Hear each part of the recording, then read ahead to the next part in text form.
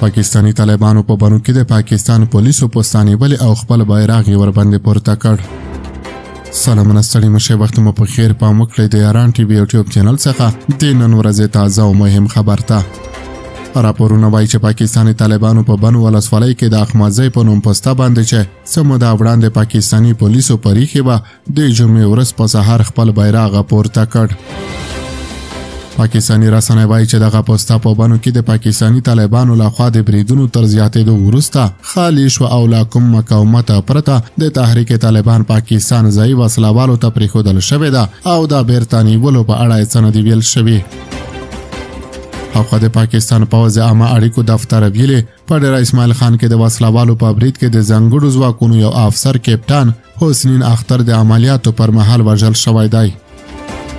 د خیبر پښتونخوا د پولیسو مرکز دفتر په خپل راپور کې ویلي د روان میلادي کال د لومړیو 2.5 میاشتو کې پر پولیسو ټول 8 ته حمله شوې دي چې پکې 26 سرتیري وژل شوي دي.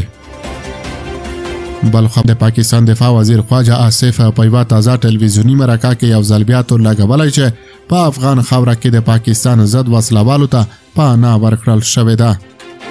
نوموړي خبرداری ورکړ چې که افغانستان وسلوالو ته پناه ورکول ونه دراوي د پاکستان پوځ به د اړتیا په صورت کې د افغانستان په داخل کې پوځي عملیات ترسره کړي.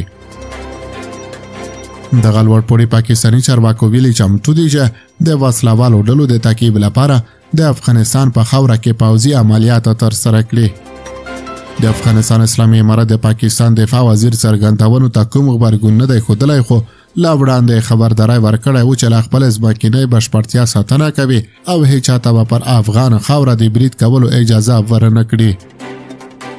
د سیاسي چارو کارپوهان په دې باور دي چې له تېرو 15 لسیزو راهیسې د پاکستان خاوره د افغانستان پر ضد کارول شوې، نو د افغانستان خاوره د نورو پر وړاندې دا چې اوس اسلام آباد د برعکس حالت ادعا کوي دا له حقیقت لرې خبره ده. د سیاسي چارو شنونکی کریب الرحمن شهاب وایي دا چې پاکستان تورونه لګوي چې ګواکې افغانستان دوی ته مشکل جوړوي دا د خندا وړ خبره ده او شک نشته چې نړۍ هم باید ورته وخاندي. په دې اوس ټول پوهیږي چې ترهګري د پاکستان تولید دی، د دوی تجارت دی، د پاکستان د پوځ عواید او بقا سرچینه ګڼل کیږي.